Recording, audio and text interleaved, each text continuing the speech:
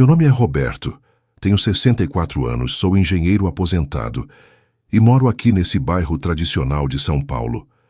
Nunca imaginei que estaria contando essa história para alguém um dia. É algo que mudou completamente minha vida e me ensinou que, às vezes, a traição vem de quem menos esperamos. Aquela madrugada começou como qualquer outra. O silêncio da noite, o ventilador girando lentamente no teto do quarto, e eu dormindo tranquilo, sem imaginar que em poucas horas minha vida viraria de cabeça para baixo. Foi quando ouvi a campainha, insistente, desesperada. Olhei o relógio, 5 da manhã. Quem poderia ser a essa hora? Levantei meio tonto de sono, vesti o roupão às pressas e fui até a porta. Quando abri, dei de cara com Dona Marta, minha vizinha de 70 anos, uma senhora que sempre foi muito discreta e reservada. Mas naquele momento ela estava em pânico, ofegante, como se tivesse visto um fantasma. Roberto, acorda, sua esposa, a Laura. Acabei de ver ela entrando numa limusine preta, com 4 homens de terno. Eles colocaram malas no porta-malas e saíram em disparada. Meu primeiro pensamento foi que Dona Marta estava confusa. Talvez tivesse sonhado ou confundido Laura com outra pessoa.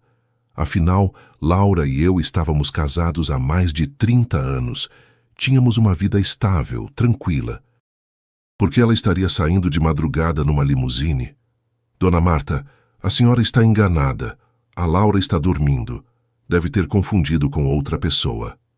Mas a expressão no rosto dela não mudou. Ela balançou a cabeça, insistente. Não, Roberto. Era ela, sim.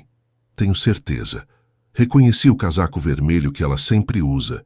Estavam com pressa, colocaram várias malas. Parecia que estavam fugindo. Só para tranquilizá-la, virei-me e caminhei até o quarto. Vou mostrar que a Laura está... As palavras morreram na minha garganta. A cama estava vazia. O lado dela intocado, como se não tivesse dormido ali. Senti meu coração disparar. Laura!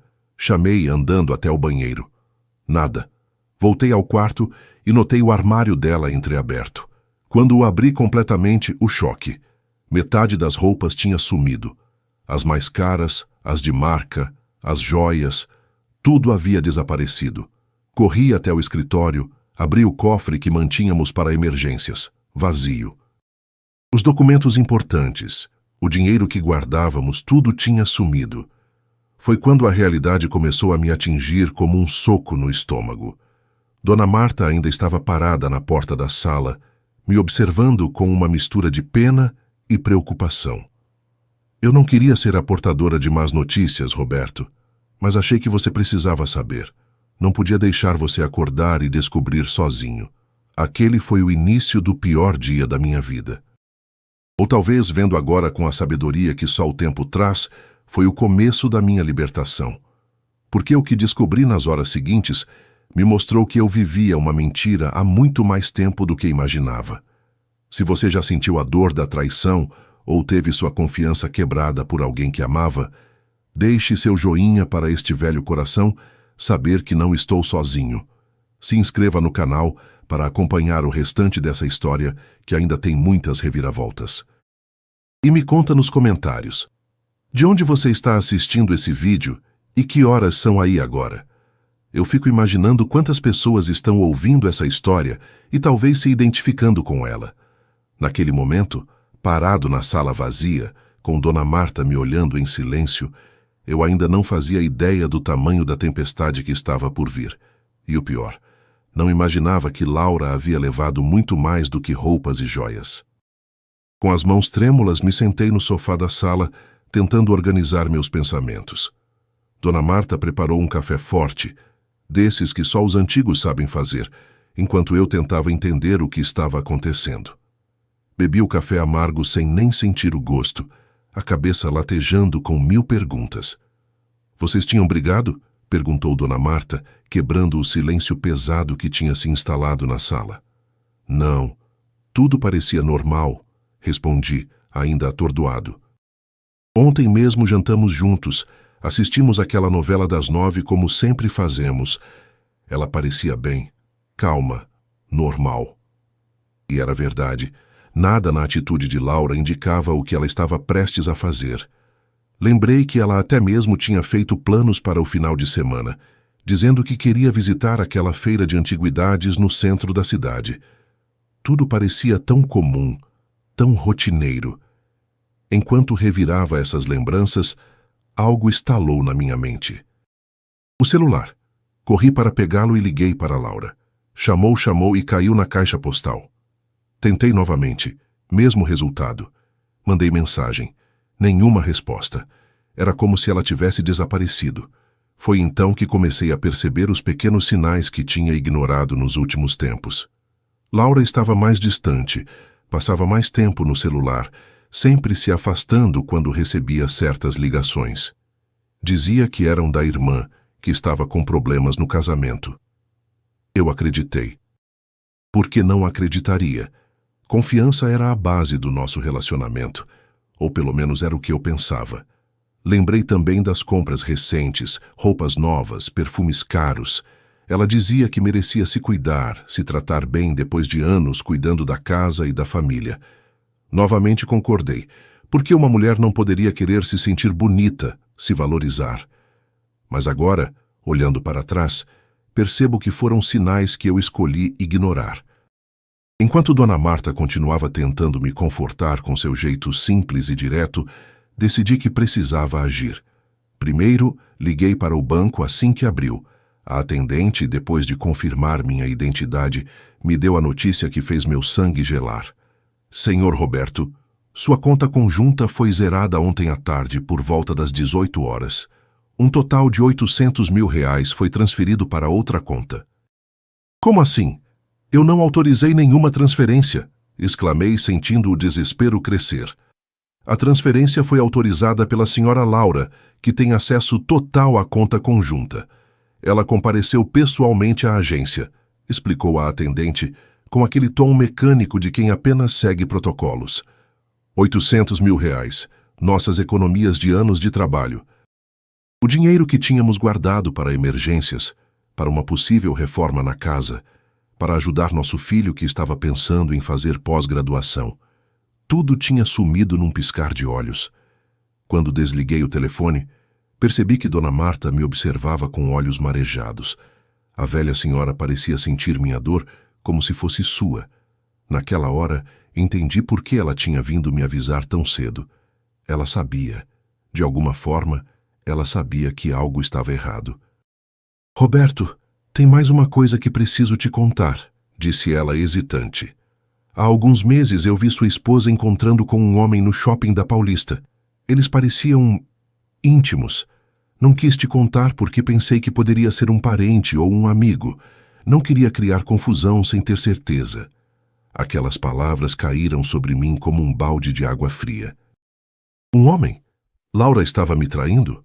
A mulher com quem compartilhei mais da metade da minha vida estava vivendo uma mentira? Antes que pudesse processar completamente essa informação, meu celular tocou. Era um número desconhecido. Atendi, ainda atordoado.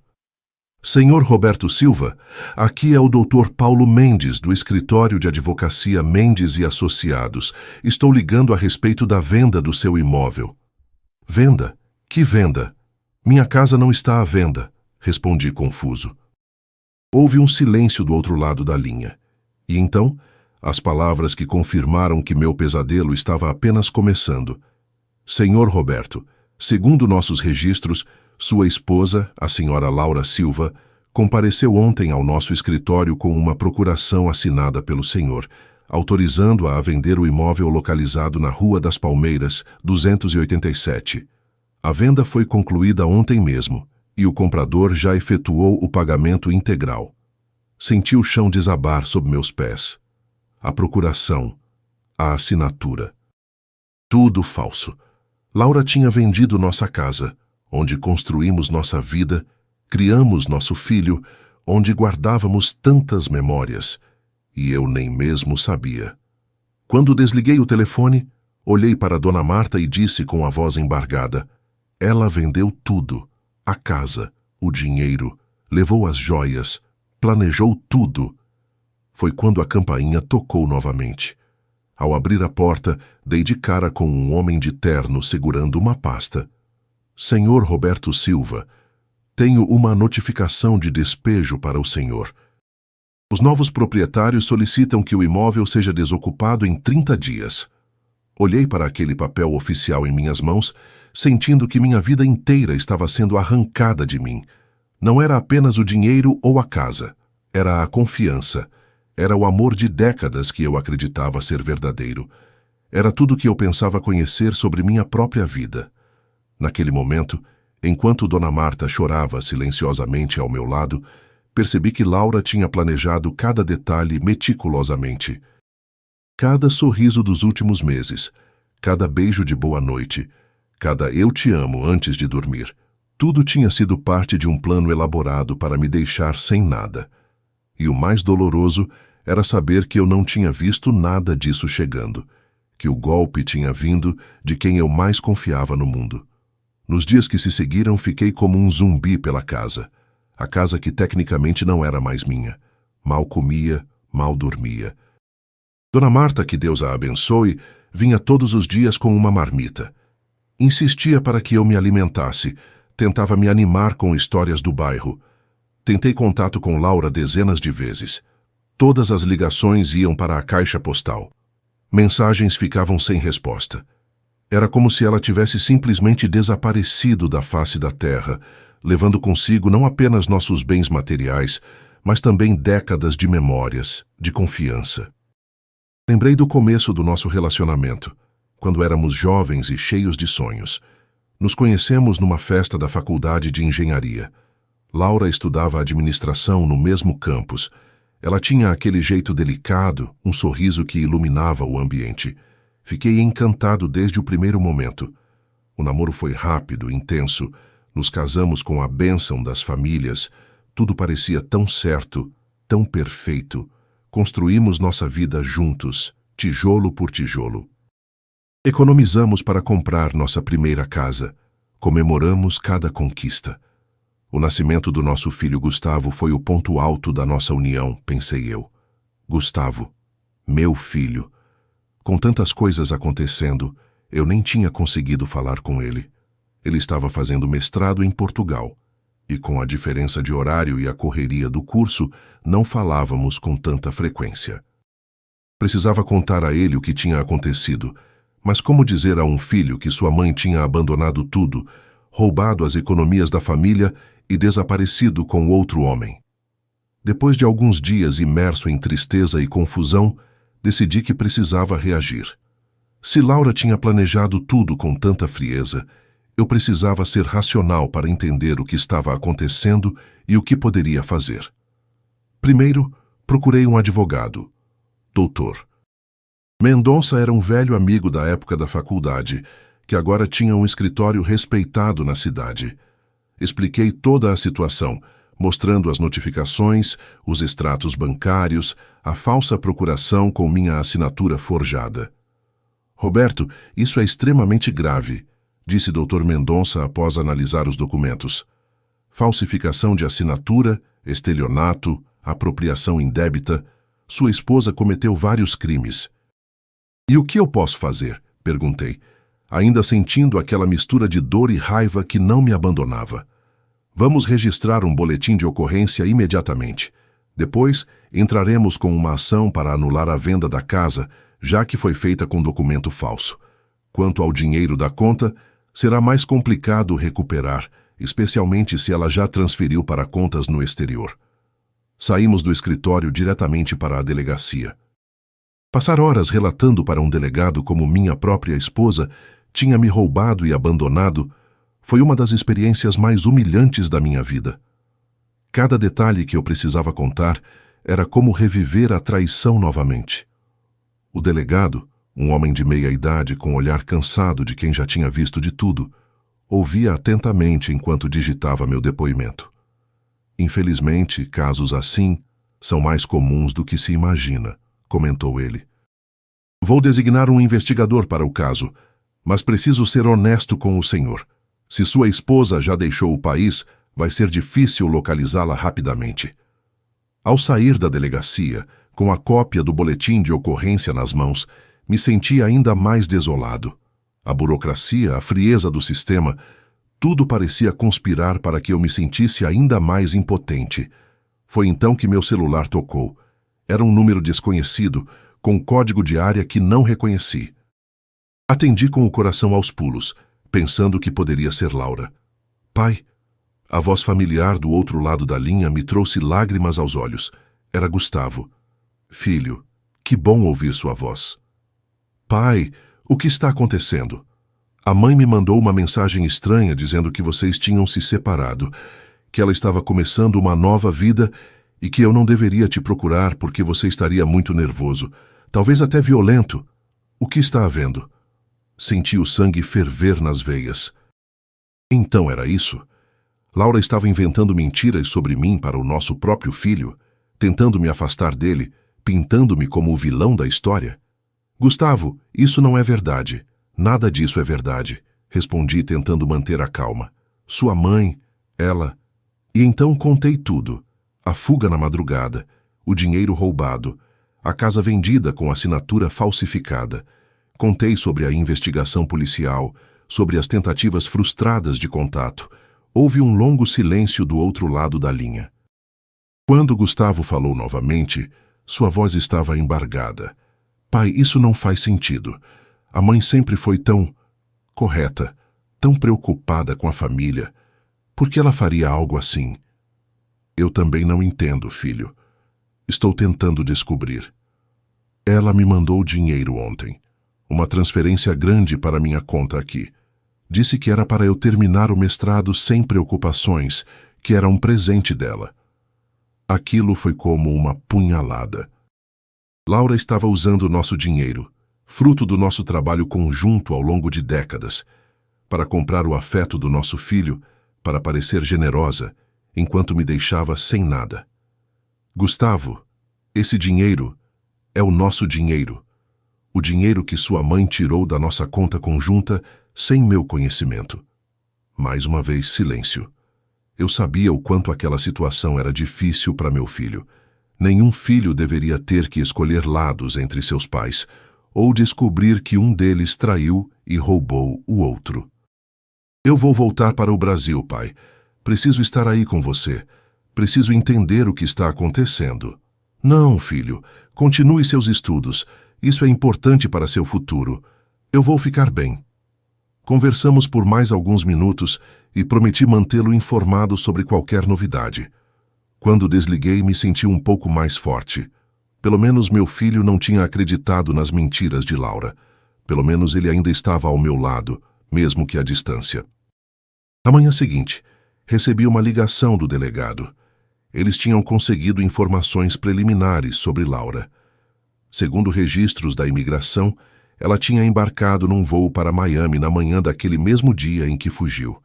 E não estava sozinha. Havia registrado acompanhante. Um homem chamado Ricardo Mendes, empresário do ramo imobiliário. Ricardo Mendes.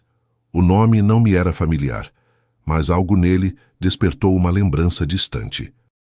Onde eu já tinha ouvido aquele nome? Foi então que me lembrei. Há alguns meses, durante um jantar com amigos, alguém comentou sobre um empresário que tinha feito fortuna comprando imóveis desvalorizados durante a crise e revendendo-os por preços muito superiores. O nome dele era Ricardo Mendes. Naquela época, Laura tinha demonstrado um interesse incomum pela conversa, fazendo várias perguntas sobre o tal empresário. Na hora, não dei importância. Agora, aquilo ganhava um significado completamente diferente. O senhor conhece esse Ricardo Mendes? Perguntou o delegado. Não pessoalmente. Apenas ouvi falar dele. Estamos investigando. Ele é casado, tem família conhecida na cidade.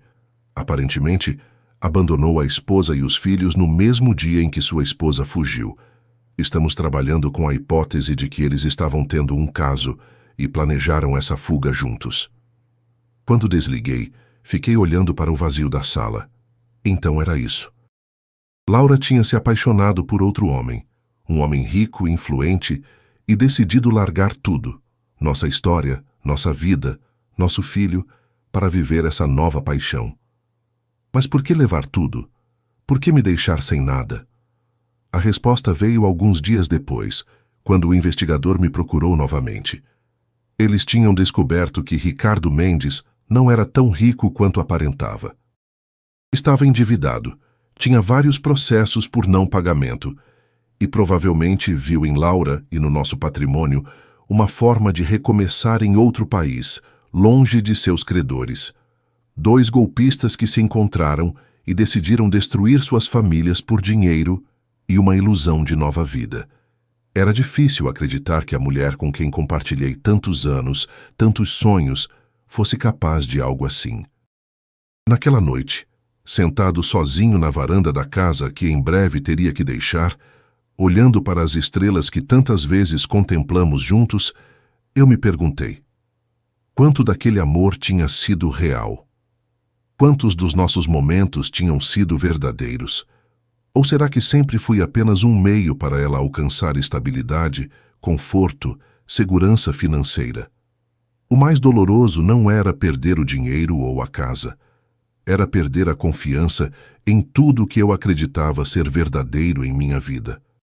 Era descobrir que talvez eu jamais tivesse conhecido de verdade a mulher que dormia ao meu lado todas as noites. E enquanto uma lágrima teimosa escorria pelo meu rosto, eu sabia que aquela não seria a última surpresa que Laura tinha deixado para mim. O pior ainda estava por vir. A primeira semana após a partida de Laura passou como um pesadelo em câmera lenta. Cada manhã eu acordava com aquela sensação momentânea de normalidade, seguida pela brutal lembrança de tudo o que havia acontecido. A casa vazia, o silêncio ensurdecedor, os espaços antes ocupados por suas coisas agora vazios, como feridas abertas em cada cômodo. Minha rotina, antes tão estável e previsível, tornou-se uma série de visitas a delegacias, escritórios de advocacia e bancos.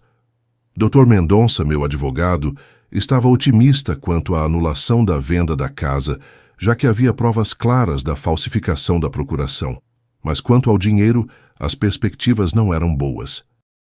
Eles foram espertos, Roberto, explicou ele durante uma de nossas reuniões. O dinheiro passou por várias contas diferentes antes de sair do país. Estamos rastreando, mas leva tempo. E mesmo que consigamos localizar, recuperar recursos de contas no exterior envolve cooperação internacional, ordens judiciais, pode levar anos. Foi nessa época que comecei a notar algo estranho. Correspondências chegavam com cobranças de cartões de crédito, com valores astronômicos, financiamentos de veículos que eu nunca comprei, empréstimos que jamais solicitei. Levei tudo ao Dr. Mendonça, que imediatamente ampliou o escopo da investigação. Logo descobrimos. Laura não havia se limitado a roubar o que tínhamos. Ela tinha usado meus documentos nos meses que antecederam sua fuga para abrir diversos créditos em meu nome. Empréstimos pessoais, financiamentos, cartões de crédito, tudo usando meu CPF, meus comprovantes de renda, até mesmo cópias da minha assinatura. Isso muda tudo, disse Dr. Mendonça, ajustando os óculos enquanto analisava os documentos. Agora estamos falando de uma fraude muito mais elaborada. Ela não só tirou o que vocês tinham, mas também te deixou endividado. Um cálculo preliminar mostrava que, somando todas as dívidas, eu devia mais de R$1 milhão a bancos e financeiras. Dinheiro que nunca vi, nunca usei, mas que estava registrado em meu nome. Vamos entrar com contestações em todas essas instituições, garantiu o Dr. Mendonça. Podemos provar que houve fraude, mas vai levar tempo, Roberto, e enquanto isso, seu nome estará negativado. Você terá dificuldade para abrir contas, fazer qualquer tipo de transação financeira. Saí do escritório dele naquele dia, sentindo o peso do mundo sobre meus ombros. Não bastava ter perdido tudo, casa, economias, casamento. Agora eu estava endividado até o pescoço, com um nome sujo na praça, como se eu fosse o criminoso da história. Em meio a esse turbilhão, uma luz surgiu. Gustavo, contrariando meus pedidos para que continuasse seus estudos em Portugal, decidiu voltar ao Brasil temporariamente. Quando o vi no aeroporto, Magro, abatido, com olheiras profundas, percebi o quanto aquela situação também o afetava. Afinal, era de sua mãe que estávamos falando, a mulher que o criou, que o amava, ou pelo menos ele pensava que sim.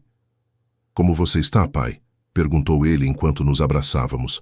"Sobrevivendo, filho, um dia de cada vez." No caminho para casa, ou melhor, para a casa que em breve teria que deixar, Gustavo me contou que tinha tentado contato com Laura várias vezes, sem sucesso. As mensagens que enviava ficavam sem resposta. As ligações caíam na caixa postal. "A única vez que consegui falar com ela foi muito estranho", relatou ele. "Ela parecia diferente, falava rápido, nervosa. Disse que estava começando uma nova vida, que merecia ser feliz, que tinha sacrificado muitos anos cuidando de família e que agora era hora de pensar nela." Aquilo doeu, como se todos aqueles anos juntos construindo um lar, criando um filho, tivessem sido apenas um sacrifício para ela, algo que teve que suportar enquanto esperava uma oportunidade melhor. "Ela perguntou se eu tinha recebido o dinheiro", continuou Gustavo. "Quando confirmei, ela disse que era para eu usar para terminar meus estudos e começar minha vida, que seria a última ajuda que ela poderia me dar." "Última ajuda?" "Sim, foi estranho. Como se ela soubesse que não poderia enviar mais dinheiro no futuro, ou como se estivesse se despedindo definitivamente." Aquilo ficou martelando na minha cabeça. Por que seria a última ajuda? O que Laura estava planejando? Ou o que ela sabia que nós ainda não sabíamos? Nos dias seguintes, Gustavo foi fundamental. Ele me ajudou a organizar documentos, a entender melhor a situação financeira, a lidar com a burocracia interminável. Juntos fomos a todos os bancos explicando a situação, abrindo contestações, registrando queixas formais. Foi durante esse processo que fizemos uma descoberta perturbadora.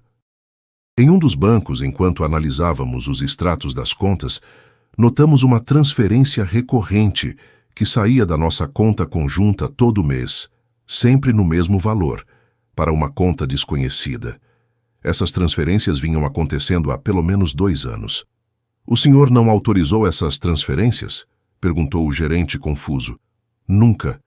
Nem sabia que existiam." O gerente fez algumas verificações e nos mostrou para onde ia o dinheiro. Uma conta em nome de uma empresa chamada RM Investimentos. "RM Ricardo Mendes?" perguntou Gustavo olhando para mim. A suspeita se confirmou quando o gerente, após mais algumas consultas, nos informou que a RM Investimentos era, de fato, uma empresa registrada em nome de Ricardo Mendes. "Isso significa que eles se conhecem há pelo menos 2 anos", concluiu Gustavo, enquanto saíamos do banco. "Ela vem desviando dinheiro para ele há todo esse tempo." 2 anos. O affair não era recente. Não foi um impulso, uma paixão repentina que levou Laura a abandonar tudo. Era algo planejado, cultivado, executado friamente ao longo de muito tempo. Enquanto dormia ao meu lado, enquanto dividia a mesa comigo nas refeições, enquanto planejava férias em família, ela já estava envolvida com outro homem. Já estava desviando nosso dinheiro para ele. A traição era muito mais profunda, muito mais calculada do que eu poderia imaginar. Aquela noite, depois que Gustavo foi dormir, fiquei sozinho na varanda, olhando para o céu estrelado, tentando processar tudo aquilo. Como eu não tinha percebido? Como não tinha visto os sinais? Será que estive tão ocupado com o trabalho, tão confiante na solidez do nosso casamento, que me tornei cego para o que acontecia bem debaixo do meu nariz? Lembrei de pequenos detalhes que, na época, pareciam insignificantes. Laura aumentando suas idas ao salão de beleza. Viagens curtas que ela dizia ser para visitar a irmã em Campinas. Ligações que ela atendia no quarto, com a porta fechada. Pequenas mudanças em seu comportamento, em sua forma de se vestir, em seus interesses. Os sinais estavam todos lá. Eu simplesmente escolhi não vê-los. Talvez por medo, talvez por ingenuidade, talvez por um desejo inconsciente de preservar a paz familiar. Ou talvez porque, no fundo, eu nunca imaginei que a mulher que amei por tantos anos fosse capaz de tamanha frieza, de tanto cálculo. O amanhecer me encontrou ainda na varanda, com essas reflexões dolorosas girando em minha mente. Gustavo apareceu trazendo 2 xícaras de café fumegante. Você não dormiu, pai? Não consegui, filho. Ficamos em silêncio por alguns instantes, sorvendo o café quente, observando o sol nascente tingindo o céu de tons alaranjados. Foi Gustavo quem finalmente quebrou o silêncio. Pai, não podemos deixar as coisas assim. A mãe, ela precisa enfrentar as consequências do que fez. Não é justo que você perca tudo. Fique com o nome sujo, enquanto ela está por aí gastando o dinheiro de vocês com outro homem. Olhei para meu filho, surpreso com a firmeza em sua voz. O menino que ajudei a criar tinha se tornado um homem de princípios, alguém que acreditava em justiça, em responsabilidade por seus atos. Senti um orgulho imenso dele naquele momento. O que sugere que façamos? Perguntei. Primeiro, precisamos descobrir onde eles estão exatamente. Temos que ir além do que a polícia está fazendo. Tenho um amigo que trabalha com segurança digital. Talvez ele possa nos ajudar a rastrear os movimentos dela, os cartões de crédito, as contas que estão usando. Concordei com a cabeça. Gustavo estava certo. Não podíamos simplesmente sentar e esperar que o sistema lento da justiça resolvesse tudo. Naquela mesma manhã, enquanto Gustavo fazia contatos com seu amigo especialista em segurança digital, recebi uma ligação do investigador da polícia. Senhor Roberto, temos novidades sobre seu caso. O senhor poderia vir à delegacia hoje? 2 horas depois, eu e Gustavo estávamos sentados diante do investigador, um homem de meia idade chamado Carlos, com olhos perspicazes e um jeito metódico de falar. Conseguimos localizar sua esposa e o senhor Ricardo Mendes, informou ele. Eles estão em Miami, hospedados num resort de luxo, mas há algo estranho. O que seria? Perguntei ansioso. Segundo informações que obtivemos, eles tiveram uma discussão séria há 3 dias. Testemunhas relataram gritos, objetos quebrados. A polícia local foi chamada, mas quando chegaram, Ricardo Mendes já tinha saído. Sua esposa permaneceu no hotel, mas desde ontem não foi vista. Senti um aperto no peito. Apesar de tudo, apesar de toda a dor que Laura me causou, ainda me preocupava com ela. Ainda a amava? Não sabia dizer. Talvez fossem apenas os reflexos de tantos anos juntos, a dificuldade de apagar de uma hora para outra sentimentos tão profundamente enraizados. E não sabem para onde ela foi? Ainda estamos investigando, mas temos uma teoria, e é por isso que chamamos vocês aqui. O investigador Carlos abriu uma pasta e nos mostrou alguns documentos. Eram registros de passagens aéreas. Uma delas, em nome de Laura, de Miami para São Paulo, com data marcada para daqui a 2 dias. Acreditamos que ela esteja voltando ao Brasil. Aquela informação caiu como uma bomba. Laura voltando? Por quê? O que teria acontecido entre ela e Ricardo para que abandonasse tão rápido o sonho de uma nova vida nos Estados Unidos? Se ela realmente voltar, estaremos prontos, garantiu o investigador. Há um mandado de prisão preventiva contra ela pelos crimes de falsificação de documento, estelionato e apropriação indébita. Assim que pisar em solo brasileiro, será detida. Saímos da delegacia com sentimentos misturados. Por um lado, havia uma certa satisfação em saber que Laura enfrentaria a justiça por seus atos. Por outro, era triste pensar que a mulher que um dia amei, a mãe do meu filho, poderia acabar na prisão. No caminho para casa, Gustavo estava pensativo. Pai, algo não faz sentido. Por que ela voltaria? Sabendo que há investigações, que pode ser presa. Por que arriscar? Não sei, filho. Talvez as coisas não tenham dado certo com Ricardo. Talvez o dinheiro tenha acabado mais rápido do que esperavam. Ou talvez... Gustavo hesitou, como se temesse dizer o que pensava. Talvez haja algo aqui que ela ainda queira. Aquela frase ficou ecoando em minha mente. Algo que ela ainda queria. O que poderia ser? Ela já tinha levado tudo de valor. A casa estava vendida. as contas vazias, as joias levadas. O que mais Laura poderia querer de mim? A resposta veio no dia seguinte de forma inesperada, quando recebi uma carta. Sem remetente, apenas com meu nome e endereço. Dentro, um pequeno pedaço de papel com uma mensagem curta, escrita à mão em uma caligrafia que reconheci imediatamente. Precisamos conversar. É urgente. Estarei no café da Dona Benta amanhã às 10 horas. Venha sozinho. Tenho algo importante para te dizer. Mostrei a carta a Gustavo, que imediatamente ficou alarmado. Pai, você não pode ir. Pode ser uma armadilha. E se não for ela? E se for Ricardo tentando te atrair para algum lugar isolado? O café da Dona Benta não é um lugar isolado, argumentei. É bem no centro, sempre cheio de gente, e essa letra é a dela, tenho certeza. Mesmo assim é perigoso. Vamos avisar a polícia. Concordei com ele. Se Laura realmente estivesse voltando ao Brasil, se realmente quisesse me encontrar, a polícia precisava saber. Talvez pudéssemos finalmente entender o que estava por trás de toda aquela história. Naquela noite não consegui dormir. Ficava imaginando o encontro, o que Laura diria, o que eu responderia.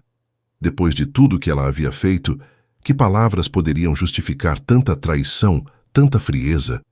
E mais do que tudo, eu me perguntava, o que seria tão importante, tão urgente, que faria Laura arriscar a prisão para me dizer pessoalmente? A resposta viria no dia seguinte, e seria mais surpreendente e perturbadora do que eu jamais poderia imaginar. O café da Dona Benta ficava num desses edifícios antigos do centro de São Paulo, com aquela arquitetura que remonta aos anos dourados da cidade. Um lugar aconchegante, com mesinhas de madeira, cadeiras de palhinha e o aroma inconfundível de café fresco e pão de queijo saindo do forno. Era um dos lugares favoritos de Laura quando começamos a namorar. Íamos lá aos sábados pela manhã, antes de passear pelo centro.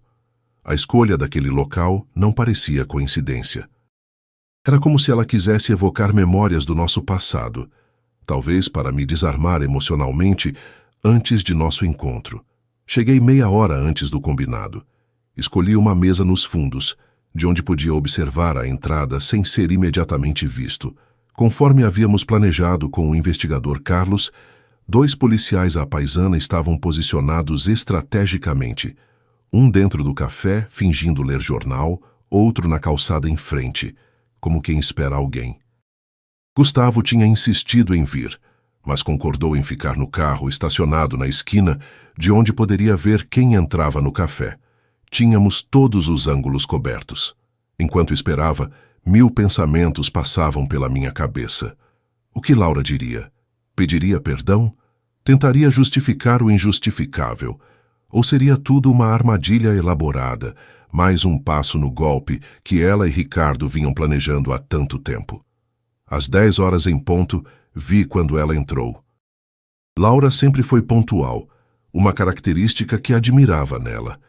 Usava óculos escuros, um lenço na cabeça, como se tentasse disfarçar sua identidade. Mas eu a reconheceria em qualquer lugar, sob qualquer disfarce. O jeito de andar, a postura, os pequenos gestos, eram todos inconfundivelmente dela. Por um momento, quando a vi, senti um turbilhão de emoções. Raiva, mágoa, tristeza e, surpreendentemente, ainda um resquício daquele amor que nutri por tantos anos. Era difícil olhar para a mulher que compartilhou minha vida por décadas e ver agora uma estranha, alguém capaz de tanta crueldade. Ela me avistou e caminhou em minha direção.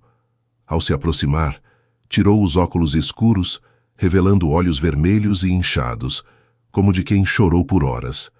Havia também um hematoma leve próximo à têmpora esquerda, parcialmente coberto pela maquiagem. «Roberto», disse ela em voz baixa, tomando assento à minha frente. «Obrigada por vir». Fiquei em silêncio, apenas observando-a. O que poderia dizer? Todas as frases que ensaiei pareciam inadequadas diante da realidade daquele momento.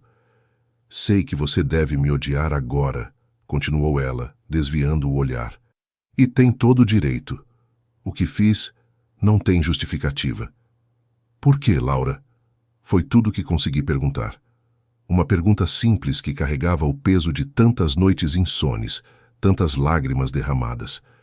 Ela suspirou profundamente antes de responder. Achei que estava apaixonada. Achei que seria minha chance de uma vida diferente, emocionante. Ricardo, ele sabia exatamente o que dizer, como me fazer sentir especial, desejada. Depois de tantos anos de rotina, de previsibilidade. Então foi por isso, rotina, previsibilidade, você destruiu nossa vida, roubou nossas economias, vendeu nossa casa, me deixou endividado porque estava entediada? Minha voz saiu mais alta do que pretendia, fazendo algumas pessoas olharem em nossa direção. Laura baixou a cabeça. Não foi só isso. Ricardo me manipulou. No começo, eram apenas encontros inocentes. Depois, ele começou a falar sobre como poderíamos ter uma vida juntos, viajar o mundo, conhecer lugares exóticos. Disse que seu casamento estava acabado, que só precisava de dinheiro para se libertar da esposa controladora. E você acreditou. Acreditou a ponto de roubar seu próprio marido, de falsificar documentos, de cometer crimes. Sim, admitiu ela, uma lágrima escorrendo pelo rosto. Acreditei. E foi o maior erro da minha vida. Notei o policial à paisana se movendo discretamente, aproximando-se mais da nossa mesa. Ele estava ouvindo tudo, registrando o que equivalia a uma confissão. O que aconteceu em Miami, Laura? Por que voltou? Ela engoliu em seco, como se reunisse coragem. Ricardo, não era quem eu pensava. Assim que chegamos lá, ele mudou. Começou a controlar todo o dinheiro, a limitar meus gastos, a monitorar para onde eu ia, com quem falava. Quando questionei, ele ficou violento. Ela indicou discretamente o hematoma na têmpora. Isso foi só o começo. Percebi que tinha caído numa armadilha. Ele nunca teve intenção de construir uma vida comigo. Só queria o dinheiro para pagar suas dívidas, para manter sua fachada de empresário bem-sucedido. Uma garçonete se aproximou, perguntando se queríamos fazer o pedido. Laura pediu apenas um copo d'água. Eu não pedi nada. Descobri que não era a primeira, continuou ela após a garçonete se afastar. Ele já tinha feito isso antes, com outras mulheres. Seduzi-las, convencê-las a roubar os maridos e depois descartá-las quando o dinheiro acabava. E agora? O dinheiro acabou e ele te descartou?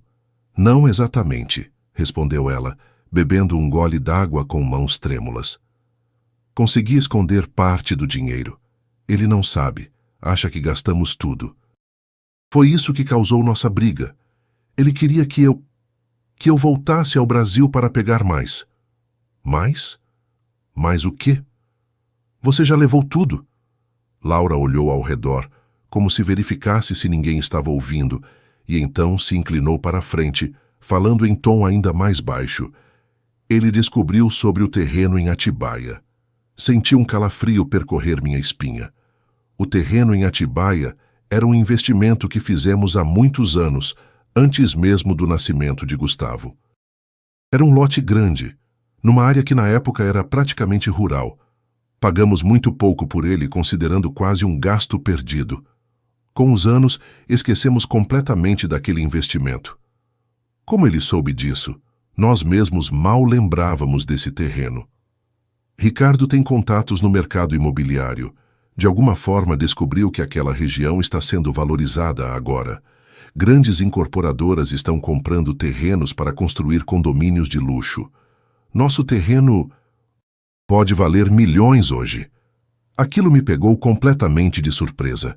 O terreno esquecido, que compramos quase por impulso tantos anos atrás, agora valia uma fortuna? E Ricardo, de alguma forma, tinha descoberto isso antes mesmo de nós? Ele me mandou voltar para vender o terreno, continuou Laura. Disse que se eu não conseguisse, ele viria pessoalmente e faria o que fosse necessário para conseguir esse dinheiro. É por isso que voltou para vender o terreno? Ela balançou a cabeça negativamente. Voltei para te avisar, Roberto. Ele é perigoso, tem conexões com gente ruim. Se não conseguir o que quer pelos meios convencionais, vai tentar outros métodos. Estou com medo. Não por mim, mas por você, por Gustavo. Olhei para ela, tentando discernir se aquilo era mais uma manipulação, mais uma mentira elaborada, ou se finalmente estava vendo um lampejo da Laura que conheci, da mulher por quem me apaixonei. Por que deveria acreditar em você agora, depois de tudo que fez? Laura estendeu a mão como se fosse tocar a minha, mas hesitou e a recolheu. Não estou pedindo que acredite em mim ou que me perdoe. Só quero alertar sobre o perigo. Ricardo não vai desistir facilmente. E ele tem recursos, tem pessoas trabalhando para ele. Que tipo de recursos? Que tipo de pessoas? Ele tem contatos no submundo.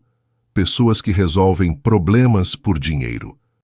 Na nossa última briga, ele estava bêbado e deixou escapar que, se eu não cooperasse, mandaria alguém cuidar de você. Um arrepio percorreu minha espinha. Não era apenas sobre dinheiro, então. Era sobre minha segurança, sobre a segurança do meu filho. Por que está me contando isso agora? Por que se importa com o que acontece comigo depois de tudo? Ela hesitou, mordendo o lábio inferior, um gesto familiar que sempre fazia quando estava nervosa ou insegura. Porque apesar de tudo que fiz, apesar dos meus erros terríveis, não quero ver você machucado.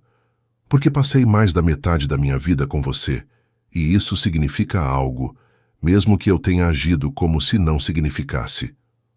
Houve um momento de silêncio entre nós.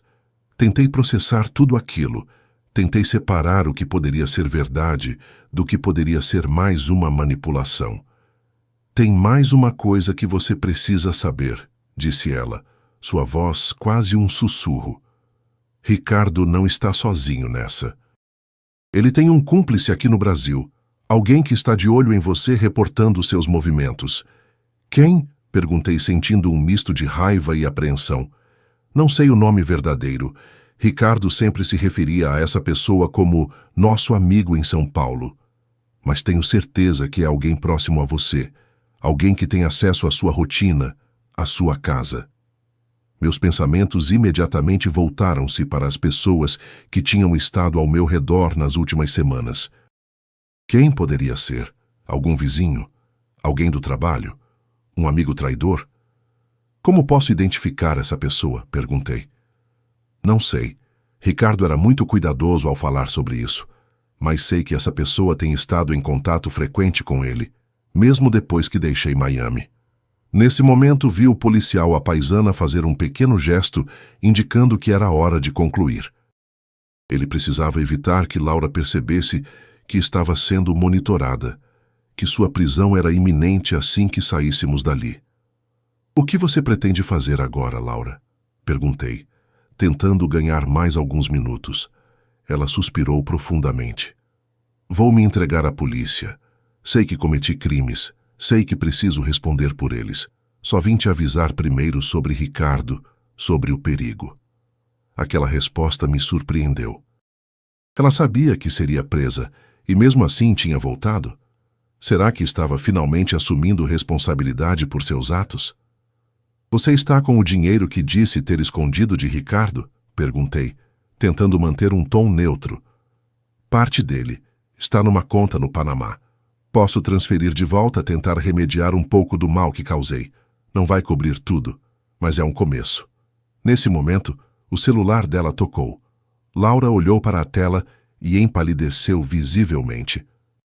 É ele, sussurrou mostrando-me o visor do telefone onde piscava o nome Ricardo. Não atenda, instruí. Se eu não atender, ele vai suspeitar. Já deve estar preocupado por eu ter desaparecido de Miami sem avisar. Laura olhou para mim, uma súplica silenciosa em seus olhos. Preciso atender, fingir que está tudo normal. Se ele suspeitar que estou te alertando, pode agir imediatamente. Assenti com relutância. Laura respirou fundo e atendeu o telefone, colocando-o no viva-voz discretamente, de modo que eu também pudesse ouvir. Oi, disse ela, tentando soar casual. Onde diabos você está? Veio a voz do outro lado, grave, autoritária, com um sotaque paulistano carregado. Acordei e você tinha sumido. Tive que voltar ao Brasil, respondeu ela, a voz surpreendentemente firme. Estou cuidando do assunto que conversamos. Sem me avisar? Sem minha autorização? A voz dele elevou-se, ameaçadora. Você acha que pode tomar decisões sozinha agora? Achei melhor agir rápido. A oportunidade surgiu e... Não me interessa, ele cortou. Você deveria ter me consultado. Agora, escuta bem. Você tem 48 horas para fechar o negócio do terreno. Se não conseguir, vou mandar meu contato aí te buscar. E ele não vai ser tão gentil quanto eu fui. Laura engoliu em seco, visivelmente abalada pela ameaça. Entendi. Vou resolver. E não tente nada estúpido, como procurar a polícia ou avisar seu ex-marido. Continuou Ricardo, a voz agora um sibilo ameaçador. Meu contato está de olho em você. Qualquer movimento suspeito, e você sabe o que acontece. Sei sim, não vou fazer nada estúpido. Bom, 48 horas, Laura. O relógio está correndo. A ligação foi encerrada abruptamente. Laura colocou o telefone na mesa, mãos trêmulas. Viu só? Murmurou ela. Ele é perigoso. E tem alguém me monitorando. Olhei ao redor discretamente. O café estava cheio como sempre. Pessoas conversando, lendo jornais, aproveitando a manhã. Qualquer uma delas poderia ser o tal contato de Ricardo. Ou poderia ser alguém na rua, observando de longe. Laura, você precisa ir à polícia imediatamente, disse eu, tentando manter a calma. Eles podem te proteger. Podem investigar quem é esse contato. Ela balançou a cabeça, um sorriso triste nos lábios. Acha que não sei que você já procurou a polícia? Que há um mandado de prisão contra mim? Provavelmente tem policiais aqui mesmo neste café, esperando para me prender assim que sairmos. Fiquei surpreso com sua percepção. Ou talvez não devesse estar. Laura sempre foi perspicaz, sempre teve um sexto sentido para situações de perigo. Então, por que veio? Por que arriscar ser presa? Porque precisava te avisar pessoalmente. Porque preciso que você acredite na ameaça, que se proteja. E porque... Ela hesitou, olhos marejados. Porque acho que mereço ser presa pelo que fiz. Mereço pagar pelos meus erros. Naquele momento, vi um vislumbre da Laura que conheci. A mulher que, apesar de seus defeitos, tinha um senso de justiça, de responsabilidade. A mulher por quem me apaixonei tantos anos atrás. O que fazemos agora? Perguntei, genuinamente incerto. Você não faz nada. Eu vou me levantar, sair daqui e me entregar aos policiais que certamente estão esperando lá fora. Você vai ficar, terminar seu café, e então vai tomar muito cuidado com quem está ao seu redor. Ela pegou um guardanapo e uma caneta da bolsa, rabiscando algo rapidamente. Esse é o número da conta no Panamá. A senha está anotada embaixo. Não é todo o dinheiro, mas é uma parte significativa. Use-o para se proteger, para proteger Gustavo. Empurrou o guardanapo em minha direção e levantou-se. Adeus, Roberto. Sinto muito por tudo. Mais do que você jamais vai acreditar.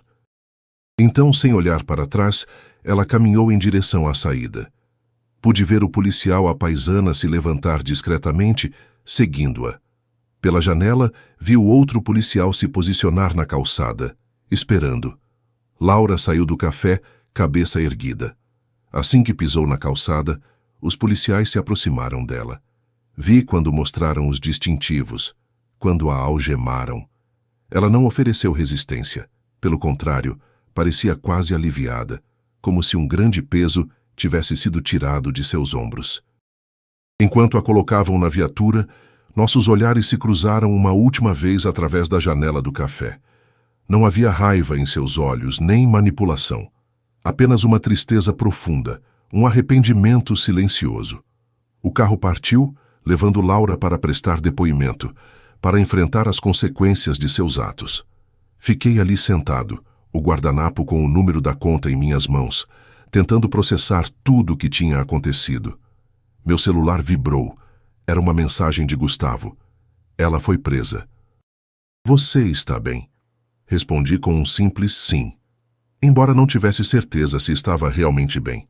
Física e mentalmente exausto, emocionalmente confuso E agora, enfrentando uma nova e perturbadora realidade, alguém próximo a mim estava trabalhando para Ricardo, monitorando meus movimentos, talvez até planejando me fazer mal. Guardei o número da conta no bolso e saí do café, olhando cautelosamente ao redor. As ruas familiares do centro de São Paulo, que sempre me trouxeram conforto e nostalgia, agora pareciam esconder ameaças invisíveis em cada esquina. Quem seria o informante de Ricardo? Quem, dentre as pessoas em quem eu confiava, estava me traindo? E quanto tempo eu tinha antes que Ricardo descobrisse que Laura tinha sido presa e decidisse agir pessoalmente? Enquanto caminhava em direção ao carro onde Gustavo me esperava, uma certeza crescia em meu peito. A tempestade ainda não tinha passado.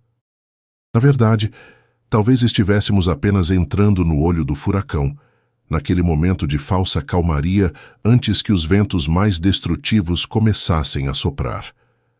As 48 horas seguintes à prisão de Laura foram um turbilhão. Gustavo e eu passamos a primeira noite em alerta, verificando cada janela, cada porta, sobressaltando-nos com qualquer ruído fora do comum. A ameaça de Ricardo pairava sobre nós como uma nuvem escura. Logo cedo, na manhã seguinte, fomos à delegacia para saber mais detalhes sobre a situação de Laura. O investigador Carlos nos recebeu em sua sala, visivelmente satisfeito com a prisão. Ela confessou tudo, informou ele. Falsificação de documentos, fraudes bancárias, desvio de recursos. Está colaborando plenamente com as investigações. E sobre Ricardo? Perguntei. Sobre as ameaças? Estamos levando muito a sério, garantiu Carlos. Já emitimos um alerta aos oficiais de imigração. Se ele tentar entrar no Brasil, será detido. Também estamos investigando quem poderia ser esse contato que ele mencionou. Quanto tempo Laura ficará presa? Perguntou Gustavo, a voz embargada pela emoção. Apesar de tudo, era sua mãe que estava atrás das grades. Por enquanto é prisão preventiva. O caso irá a julgamento, mas considerando a colaboração dela e a confissão espontânea, é possível que receba uma pena reduzida. Saímos da delegacia com sentimentos mistos. Por um lado, havia um senso de justiça sendo feita. Por outro, a preocupação com o tal contato de Ricardo e a segurança de nossa família continuava latente. Precisamos descobrir quem está nos monitorando, disse Gustavo enquanto voltávamos para casa. Pode ser qualquer pessoa próxima a nós. Comecei a fazer uma lista mental de todos que tinham acesso à nossa rotina, à nossa casa, às nossas informações, vizinhos, amigos, prestadores de serviço. A lista era extensa, e a desconfiança começou a corroer minha confiança em pessoas que sempre considerei próximas. Naquela tarde, decidi verificar o terreno em Atibaia que Laura tinha mencionado. Se realmente valia tanto quanto ela insinuou, precisávamos confirmar e tomar medidas para protegê-lo. Vamos amanhã bem cedo, sugeriu Gustavo. Melhor não irmos sozinhos. Vou pedir a um amigo para nos acompanhar. Concordei, ainda processando a ideia de que um pedaço de terra esquecido poderia agora representar uma fortuna. Foi naquela noite, enquanto jantávamos na cozinha silenciosa, que a campainha tocou. Olhamos um para o outro, apreensivos. Não esperávamos visitas. Gustavo se levantou e foi até a porta, olhando pelo olho mágico. É Dona Marta, informou, relaxando visivelmente. Nossa vizinha idosa entrou, trazendo um bolo caseiro, como sempre fazia em momentos difíceis. Soube que a Laura foi presa, disse ela, colocando o bolo sobre a mesa. Imaginei que vocês poderiam precisar de um pouco de doce para aliviar o amargor. A gentileza de Dona Marta me comoveu. Ela tinha sido uma presença constante desde o início desse pesadelo, sempre oferecendo apoio, sempre atenta.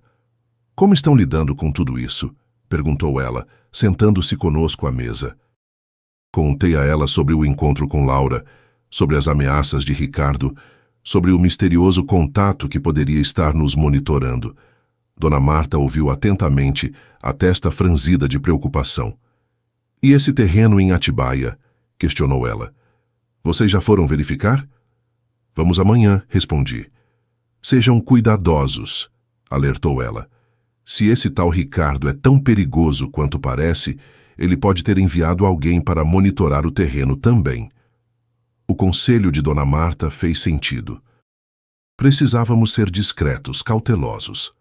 Combinamos de sair bem cedo na manhã seguinte, levando apenas documentos essenciais e evitando chamar atenção. Depois que Dona Marta saiu, Gustavo e eu revisamos os documentos do terreno, que estavam guardados numa pasta antiga, junto com outros papéis importantes. Compramos aquele lote há tanto tempo, num momento em que investir em terrenos no interior parecia uma boa ideia para diversificar investimentos. 20.000 metros quadrados, murmurou Gustavo lendo o documento.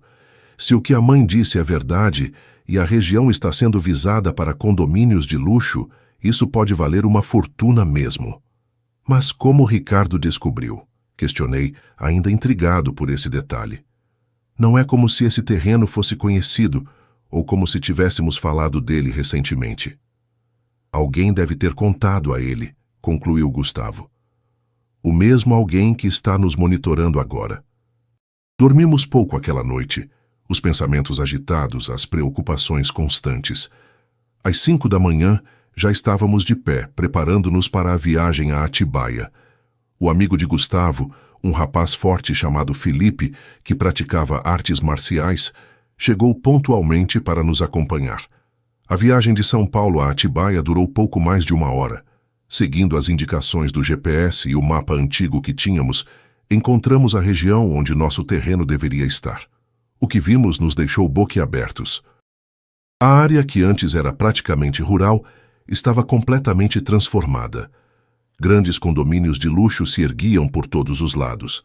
Placas de terreno à venda e oportunidade para investidores pontuavam a paisagem.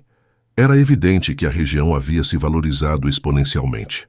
Seguindo as coordenadas exatas, chegamos ao nosso terreno. Diferente da maioria dos lotes vizinhos que já tinham construções, ou pelo menos placas de venda, o nosso permanecia intocado, um grande espaço aberto, coberto de vegetação baixa, com algumas árvores espalhadas, e, surpreendentemente, sem nenhuma placa indicando que estava à venda. É aqui mesmo, confirmei, verificando o número do lote com a documentação. Estacionamos o carro na estrada de terra que margeava o terreno e saímos para inspecionar. O sol da manhã já começava a aquecer o dia, prometendo um calor intenso mais tarde. Incrível como tudo mudou por aqui, comentei, olhando ao redor para os condomínios luxuosos que agora cercavam nosso terreno. Quando compramos, não havia nada disso. Caminhamos pela extensão do terreno tentando avaliar seu potencial atual.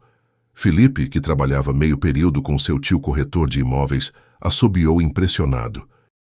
Pela localização, tamanho e considerando o que está sendo construído ao redor, esse terreno deve valer no mínimo 15 milhões, estimou ele.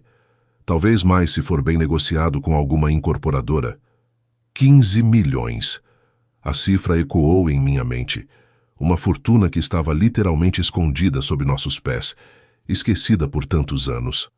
Agora entendia por que Ricardo estava tão desesperado para colocar as mãos nesse terreno. Era o tipo de dinheiro que poderia resolver todos os problemas financeiros dele, que poderia financiar uma vida de luxo por muitos anos. Enquanto caminhávamos, notei algo estranho num dos extremos do terreno. Pegadas recentes, alguns galhos quebrados, como se alguém tivesse estado ali recentemente. Alguém esteve aqui, alertei, apontando para os sinais. Felipe se abaixou, examinando as marcas no solo. Recentes. De hoje cedo, provavelmente. Um arrepio percorreu minha espinha. Estaríamos sendo observados naquele exato momento. O contato misterioso de Ricardo já sabia que estávamos ali. Vamos voltar para o carro, sugeriu Gustavo, claramente desconfortável. Já vimos o que precisávamos ver. Enquanto voltávamos apressadamente para o veículo, notei um carro preto, parado a certa distância na estrada principal.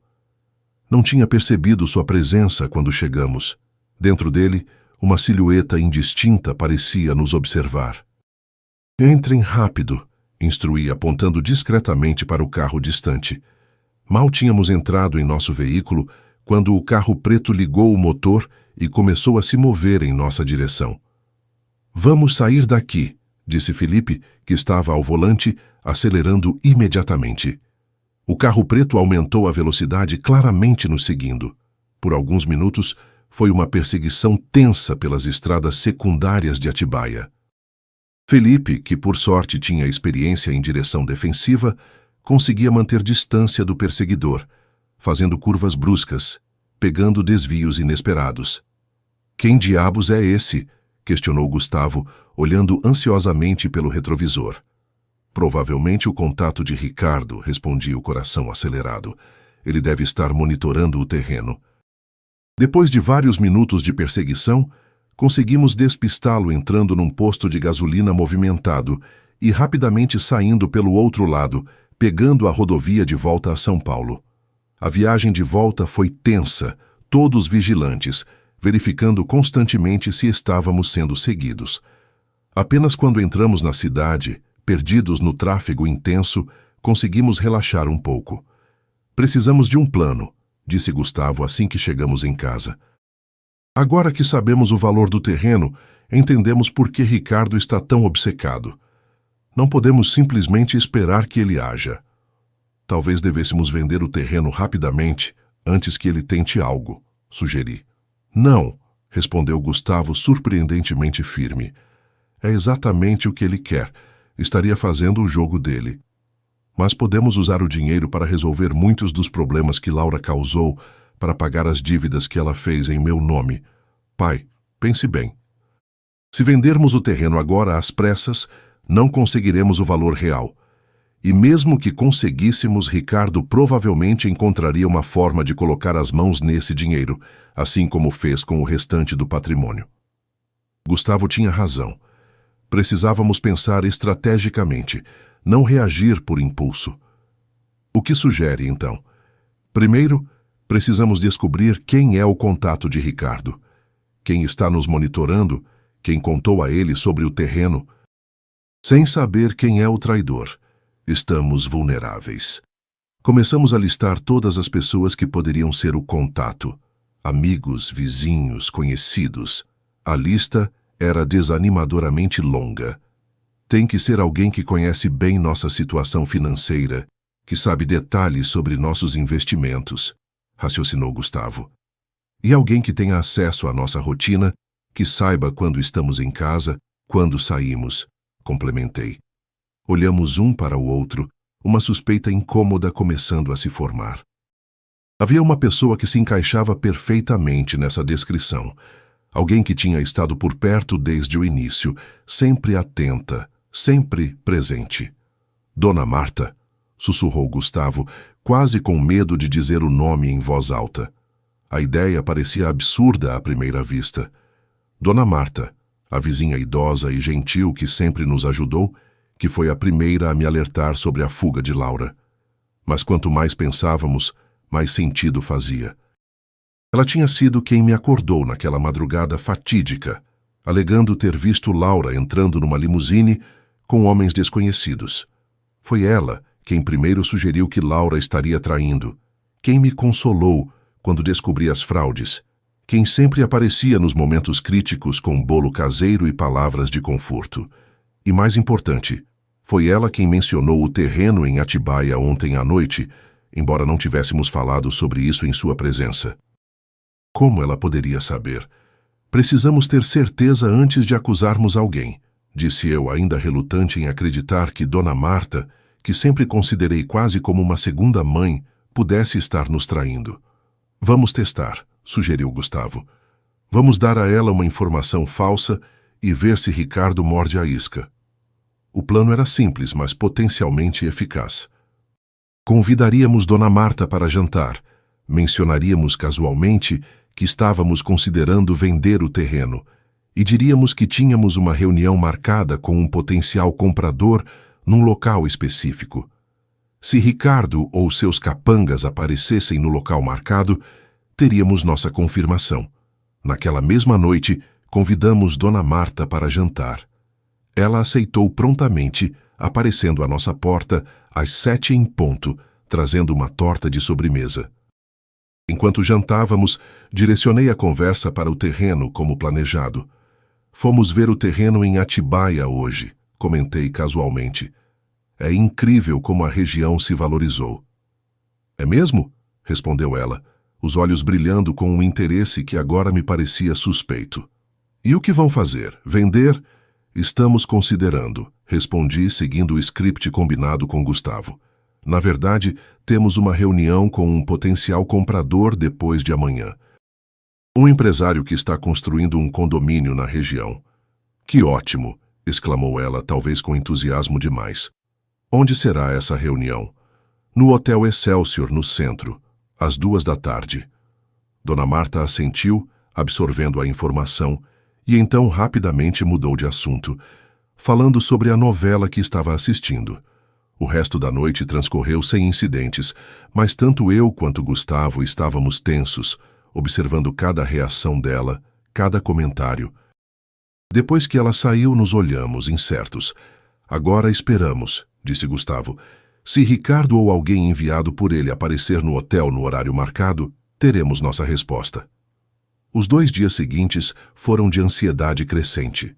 Não marcamos reunião alguma no hotel, claro, mas planejamos estar lá discretamente para observar se alguém apareceria procurando por nós. Na manhã do dia marcado, recebi uma ligação inesperada. Era do presídio onde Laura estava detida. Senhor Roberto? Sua esposa gostaria de falar com o senhor. Aceita a ligação? Hesitei por um momento, mas concordei. A voz de Laura soou cansada, abatida. Roberto, obrigada por aceitar falar comigo. O que foi, Laura? Perguntei, tentando manter a voz neutra. Preciso te alertar. Ricardo descobriu que fui presa, está furioso. Conseguiu me ligar aqui da prisão, não sei como.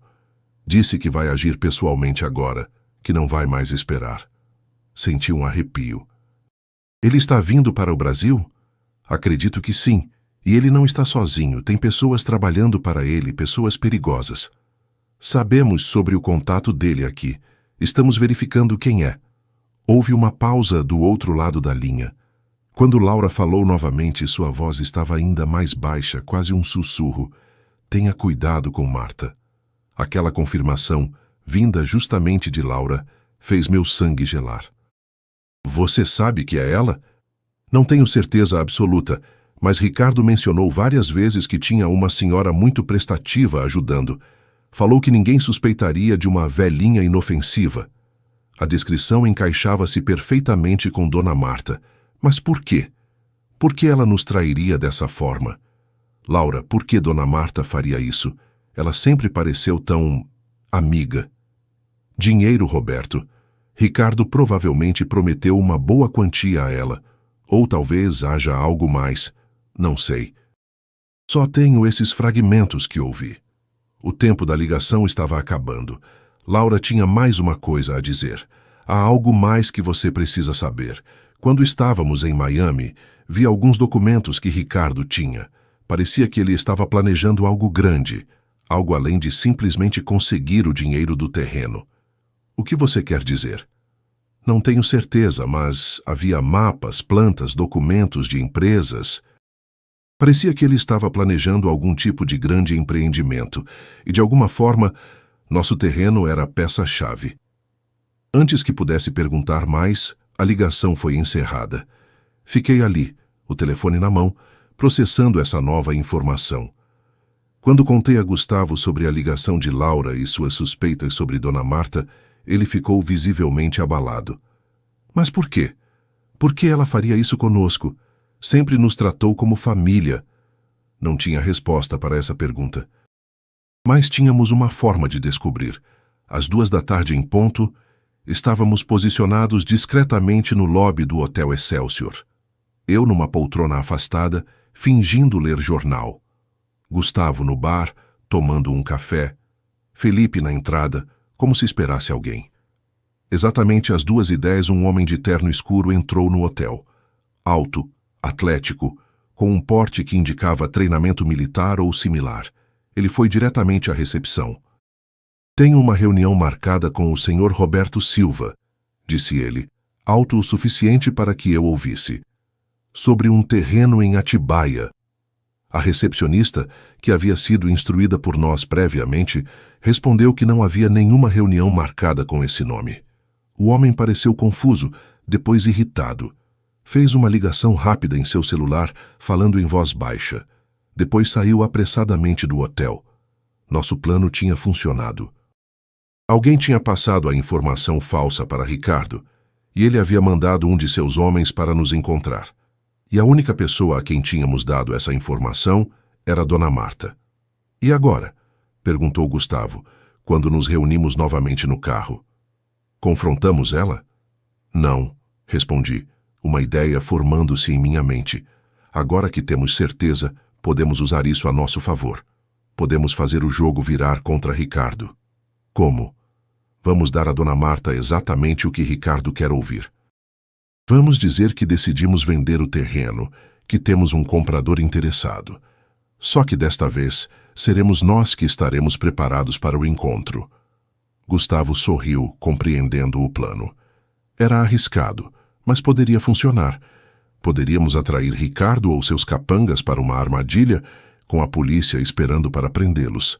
Mas antes que pudéssemos colocar o plano em ação, meu celular tocou. Era um número desconhecido. Atendi com cautela. Roberto Silva? Perguntou uma voz masculina grave e autoritária. Sim, quem fala?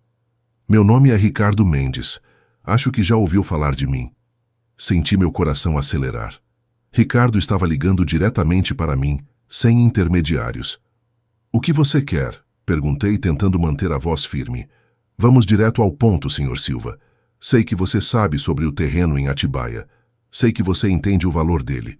E sei que você está tentando me enganar com falsos encontros em hotéis. Ele sabia. De alguma forma tinha descoberto nossa armadilha. Mas vou ser generoso, continuou ele. Estou disposto a fazer um acordo. Você vende o terreno legalmente, nós dividimos o lucro meio a meio, sem truques, sem polícia, sem mais complicações. Por que eu confiaria em você? Depois de tudo que fez, depois de roubar minhas economias, minha casa. Ricardo riu, um som frio e sem humor. Porque a alternativa é muito pior, Sr. Silva. Tenho meios de conseguir o que quero.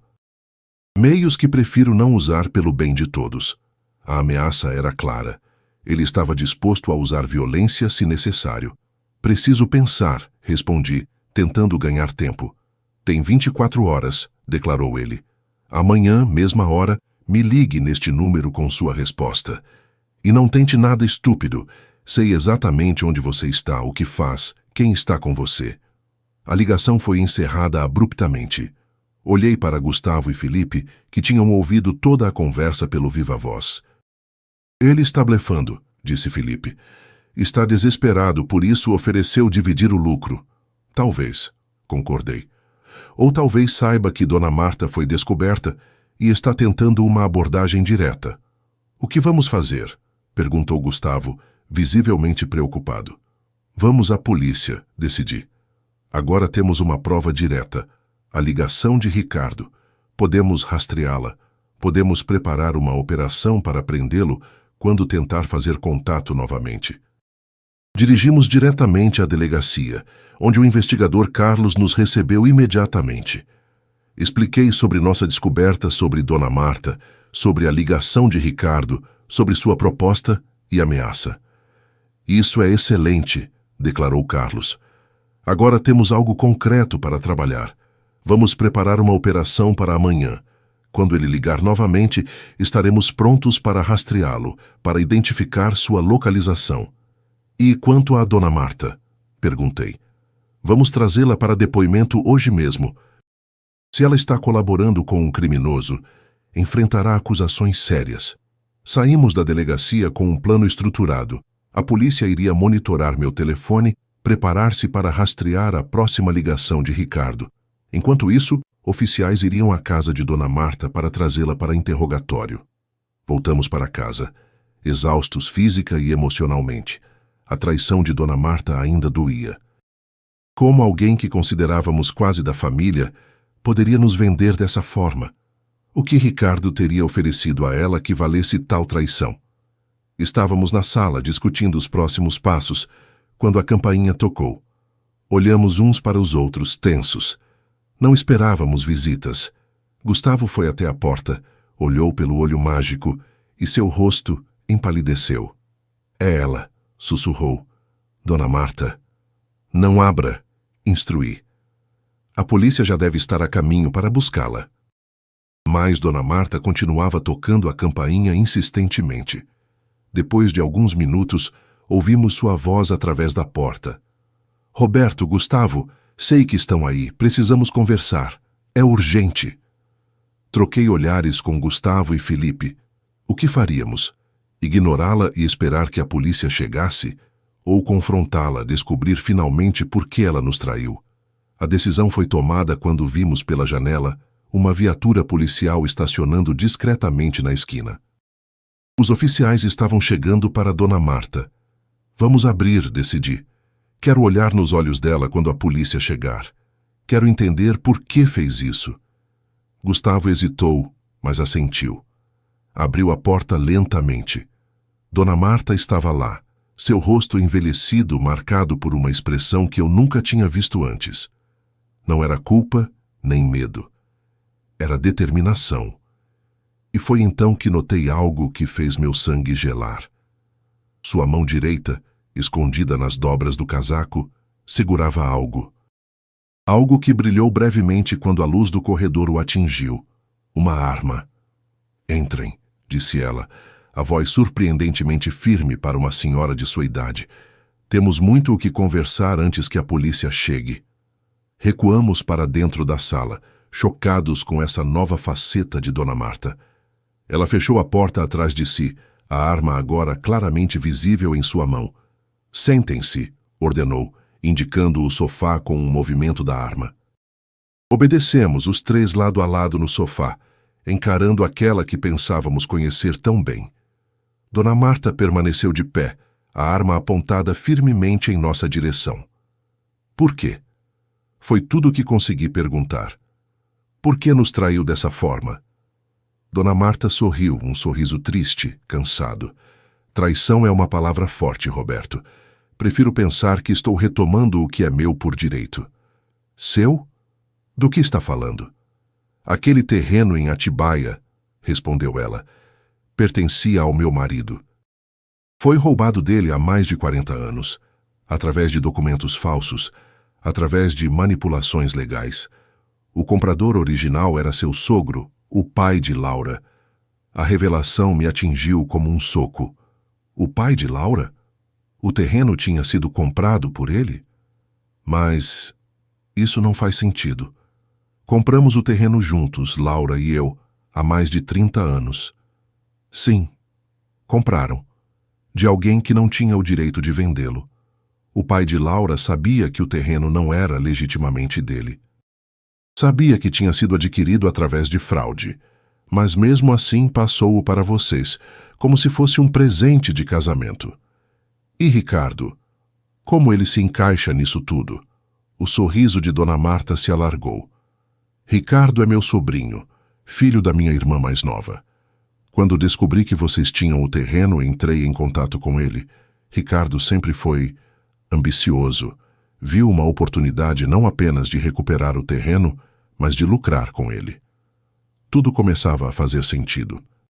A forma como Dona Marta sempre esteve por perto, como sempre pareceu saber demais sobre nossa vida, nossas finanças. Foi você quem convenceu Laura a trair? Perguntei, as peças do quebra-cabeça se encaixando. Não diretamente, respondeu ela. Ricardo é muito persuasivo com as mulheres. Encontrou Laura por acaso numa dessas festas beneficentes que ela frequentava. Quando descobriu quem ela era, viu uma oportunidade. O resto, bem, ele fez por conta própria. O plano era mais elaborado, mais antigo do que imaginávamos. Não era apenas sobre dinheiro, sobre um golpe rápido. Era sobre vingança, sobre retomar algo que Dona Marta considerava roubado de sua família décadas atrás. E agora? Perguntou Gustavo, quebrando o silêncio tenso que tinha se instalado. Vai nos matar? 3 pessoas com a polícia a caminho? Dona Marta balançou a cabeça. Não, meu querido. Não sou uma assassina, mas preciso de tempo. Tempo para Ricardo chegar. Tempo para resolvermos isso da nossa maneira. Ricardo está vindo? Perguntei alarmado. Já está aqui, respondeu ela. Chegou ao Brasil ontem à noite. Está esperando meu sinal para agir. A situação estava ficando cada vez mais perigosa. Ricardo, o homem que tinha manipulado Laura, roubado nossas economias, ameaçado nossas vidas, estava em São Paulo, provavelmente perto, esperando apenas um sinal de Dona Marta. O que você quer, Marta? Perguntei, tentando ganhar tempo, sabendo que a polícia estava próxima. Quero que assine a transferência do terreno para mim, respondeu ela diretamente. Tenho os documentos prontos. Um reconhecimento simples de que o terreno nunca foi legitimamente seu, de que está devolvendo-o à proprietária original. E se eu me recusar? O olhar de Dona Marta endureceu. Então Ricardo terá que usar métodos mais persuasivos. E acredite, ele tem experiência nisso. Nesse momento ouvimos batidas fortes na porta. Polícia, abra a porta! O rosto de Dona Marta se contorceu em uma expressão de raiva e frustração. Ela olhou rapidamente para a porta, depois de volta para nós, a arma ainda firme em sua mão. Abram essa porta ou vamos arrombá-la! Gritou uma voz autoritária do lado de fora. Acabou, Dona Marta, disse eu, minha voz surpreendentemente calma. Entregue a arma. Podemos resolver isso legalmente, civilizadamente. Por um momento pareceu que ela iria se entregar. Seus ombros caíram ligeiramente, a mão que segurava a arma tremeu. Mas então, seu rosto se endureceu novamente. Não, declarou firmemente. Não depois de esperar tantos anos de planejar tanto. Não vou desistir agora. Com um movimento rápido, ela levantou a arma, apontando-a diretamente para mim. Vi o dedo dela apertar o gatilho. Ouvi o estampido ensurdecedor do tiro. E então, tudo aconteceu muito rápido. Felipe, com seus reflexos de quem pratica artes marciais, jogou-se na minha frente. Ouvi seu grito de dor quando a bala o atingiu. Ao mesmo tempo, a porta da frente foi arrombada. Policiais invadiram a sala, armas em punho. Solte a arma, polícia! Gritaram eles. Dona Marta, vendo-se cercada, deixou a arma cair. Os policiais a imobilizaram rapidamente, colocando-a no chão, algemando suas mãos atrás das costas. Enquanto isso, Gustavo e eu nos ajoelhamos ao lado de Felipe, que gemia de dor, sangue espalhando-se pela camisa no ombro direito. Ambulância! Gritei para os policiais. Ele foi baleado! Um dos oficiais imediatamente chamou por rádio uma ambulância, enquanto o outro vinha verificar o ferimento de Felipe. Parece que a bala pegou de raspão, informou o policial após uma avaliação rápida. Sangrento, mas não parece ter atingido nenhuma artéria importante. Ele vai ficar bem. Suspiramos de alívio. Felipe, pálido, mas consciente, conseguiu até mesmo dar um pequeno sorriso. Sempre quis ser um herói, murmurou ele, antes de fechar os olhos, exausto. Enquanto os paramédicos cuidavam de Felipe e os policiais levavam Dona Marta para a viatura, o investigador Carlos se aproximou de mim. Temos homens procurando por Ricardo Mendes em todos os hotéis da cidade, informou ele. É só questão de tempo até encontrá-lo. Assenti, ainda processando tudo o que tinha acontecido. A traição de Dona Marta, a história do terreno, o tiro que quase tirou minha vida.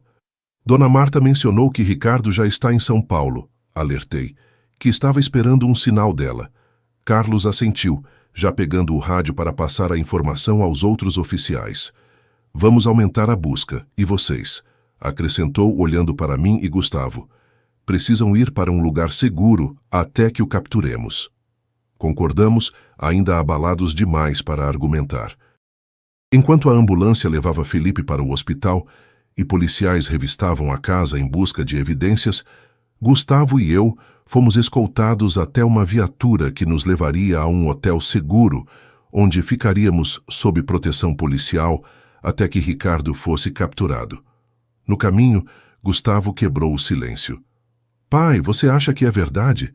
Sobre o terreno ter sido roubado do marido de Dona Marta? Não sei, filho, respondi honestamente. Se for, é algo que precisaremos investigar, resolver legalmente. Mas nada, absolutamente nada, justifica o que eles fizeram.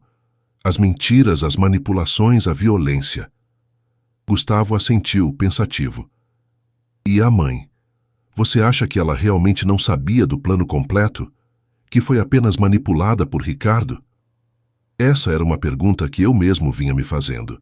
Laura tinha traído, roubado, mentido. Mas tinha também voltado para alertar sobre o perigo, tinha se entregado à polícia, tinha tentado fazer o que era certo, mesmo que tardiamente. Quero acreditar que sim, respondi finalmente. Que apesar de seus erros ela não estava completamente envolvida nessa trama toda, que havia ainda um pouco da Laura que conheci, que amei, naquela mulher que se entregou à polícia. Chegamos ao hotel, um estabelecimento discreto em um bairro afastado. 2 policiais à paisana nos acompanharam até o quarto, explicando que ficariam de guarda na porta. Exaustos, Gustavo e eu nos deitamos, tentando processar tudo o que havia acontecido, tentando entender como nossas vidas tinham se transformado tão drasticamente em questão de semanas. O sono veio, agitado e repleto de pesadelos. Acordei sobressaltado com batidas na porta.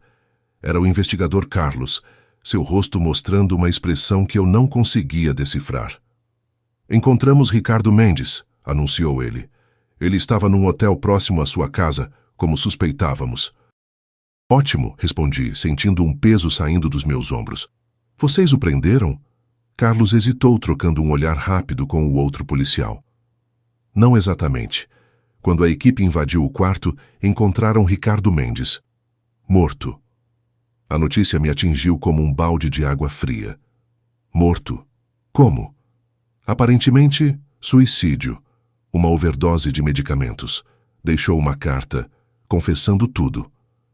Gustavo, que tinha acordado com a conversa, se juntou a nós. Uma carta? Perguntou ele. Sim, confirmou Carlos. E vocês precisam ver o que está escrito nela. Muda tudo o que pensávamos saber sobre esse caso. A carta de Ricardo revelou uma verdade que ninguém esperava. Não era Dona Marta quem orquestrava o plano, ela era apenas mais uma peça manipulada. O verdadeiro mentor por trás de tudo era o pai de Laura, meu falecido sogro. Meu pai planejou isso por anos, confessou Laura durante nossa visita à prisão na semana seguinte. Ele nunca te aceitou como genro. Dizia que você não era digno da fortuna da família. O terreno em Atibaia era, de fato, roubado do marido de Dona Marta décadas atrás. Meu sogro havia usado documentos falsificados para tomá-lo, sabendo do potencial valor futuro. Quando nos deu como presente de casamento, plantou uma bomba relógio em nossas vidas. Ele contratou Ricardo anos atrás, continuou Laura, lágrimas nos olhos, para me seduzir, para me fazer parte do plano, sem que eu soubesse a verdade completa. Ricardo me fez acreditar que era tudo ideia dele, que estávamos apenas pegando o que merecíamos. Dona Marta também havia sido manipulada. Ricardo a convenceu de que estavam recuperando o que era legitimamente dela, ocultando suas verdadeiras intenções. Assumir o controle total quando tudo terminasse. Quando Ricardo percebeu que seu plano estava desmoronando, que seria preso, preferiu tirar a própria vida, explicou o investigador Carlos.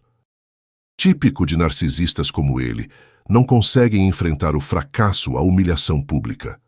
Com as revelações da carta, o caso ganhou novos contornos. Laura teve sua pena reduzida por cooperação. Dona Marta, considerando sua idade avançada e o fato de também ter sido manipulada, recebeu prisão domiciliar. Quanto ao terreno, após análise dos documentos antigos, decidimos fazer o que era certo. Dividimos o valor da venda com a família de Dona Marta. Não por obrigação legal, mas por senso de justiça. Algumas feridas nunca cicatrizam completamente, disse a Gustavo enquanto assinávamos os papéis da venda. Mas podemos escolher não deixar que elas definam nosso futuro. Os meses seguintes foram de reconstrução. Com o dinheiro do terreno, quitei todas as dívidas que Laura havia feito em meu nome. Recuperei meu nome limpo, minha dignidade. Gustavo voltou a Portugal para concluir seu mestrado, agora com a consciência tranquila. E eu? Comecei a frequentar um grupo de apoio para pessoas que passaram por traumas similares. Foi lá que conheci Maria, uma viúva que tinha uma história parecida com a minha. Uma amizade nasceu, depois um carinho especial. Numa tarde de domingo, visitei Laura na prisão. Estava diferente, mais magra, cabelo sem tintura, olhar mais sereno. Nunca vou poder desfazer o que fiz, disse ela. Mas quero que saiba que, apesar de tudo, nossos anos juntos não foram uma mentira. Eu te amei, Roberto. À minha maneira imperfeita, te amei. Saí dali sem raiva, sem mágoa, apenas com a certeza de que o coração humano é um mistério que nem sempre conseguimos decifrar. Às vezes, nem mesmo o nosso próprio. Hoje, sentado na varanda da minha nova casa, menor, mais simples, mas genuinamente minha, olho para trás e vejo quanta coisa mudou em tão pouco tempo. A traição, a dor, a descoberta, a redenção. Maria está na cozinha, preparando um café da forma que aprendi a adorar. Gustavo vem nos visitar no próximo fim de semana, ansioso para nos apresentar sua nova namorada portuguesa. A vida segue, com suas surpresas e reviravoltas. Laura cumpre sua pena, estudando direito na prisão. Quero ajudar outras mulheres a não cometer os mesmos erros, me disse em sua última carta. Acredito em sua sinceridade, em seu arrependimento. Quanto a Dona Marta, perdoei-a. A vingança, afinal, é um veneno que consumimos esperando que o outro morra. Visito-a ocasionalmente levando pão de queijo. Ela sempre gostou dos que eu fazia. O que aprendi com tudo isso? Que confiança é um bem precioso, mas não devemos deixar que sua quebra nos impeça de seguir em frente. Que perdoar não significa esquecer, mas sim escolher não ser prisioneiro do passado. Que às vezes das cinzas das piores traições pode nascer uma versão mais forte e sábia de nós mesmos. Se essa história de traição e recomeço tocou seu coração, deixe um joinha para esse velho aprender que suas experiências podem ajudar outras pessoas. Inscreva-se no canal para não perder as próximas histórias que compartilharei com carinho. E me conta nos comentários, de onde você está assistindo esse vídeo e que horas são aí agora? Você já precisou perdoar alguém que te magoou profundamente? Como foi essa experiência? Lembro-me do que meu pai sempre dizia. Roberto, na vida, não importa quantas vezes você cai, mas quantas vezes você levanta. E aqui estou eu, em pé, seguindo em frente. A limusine daquela madrugada levou embora muitas coisas, mas não conseguiu levar minha dignidade, minha capacidade de recomeçar. Um abraço apertado deste coração que, apesar das cicatrizes, ainda sabe amar.